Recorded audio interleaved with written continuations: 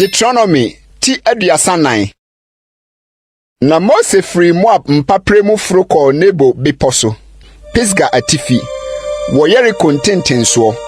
Na Awurade maa ne hunu Gilead asase nyinaa de kosi Dan, ne Naftali nyinaa, ne Efraim, ne Manase asase, ne Yuda asase nyinaa de kosi akyiri po no ho, ne atifi fam asase, ne mpapra a ɛyɛ Nkyerɛsua kuro Yeriko bonhwa no de kosi so a. Na Awurade ka kyerɛ no sɛ, Yei ni asase a meka ho ntam me kyerɛ Abraham, Isaac ne Jacob sɛ wasefo nam de bɛma wɔn no. Mama wodi w'ani ehunu, na ɛkorɔ die worenkɔ hɔ. Na Awurade akoa Mose wu wɔ hɔ, Moab asase so sɛdeɛ Awurade kaeɛ no. Na osie no bonhwa mu, Moab asase so, Bet-Poa ntentensoɔ. Na obiara nim ne damna de bisi nnɛ.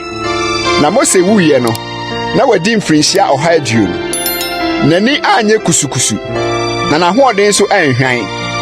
Na Israelfo suu Mose Moab mpapremu adaduasa. Na wodi Mose suu ne jamna no wie. Na nyansa honhom yɛ Numba Yoshua ma, ɛfiri sɛ Mose de ne nsa guu ne so.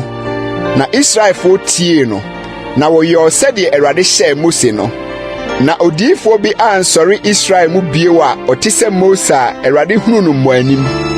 Nsɛnkyerɛnneɛ ne anwanwadeɛ nyinaa Awurade somaa no sɛ ɔnkɔyɛ Faro ne ne nkoa nyinaa, ne n'asase nyinaa, Misrim asase soɔ no fam. Ne nsa a ɛyɛ den nyinaa ne ahudi akɛseɛ nyinaa Mose yɛɔ no Israel nyinaa anim no mu.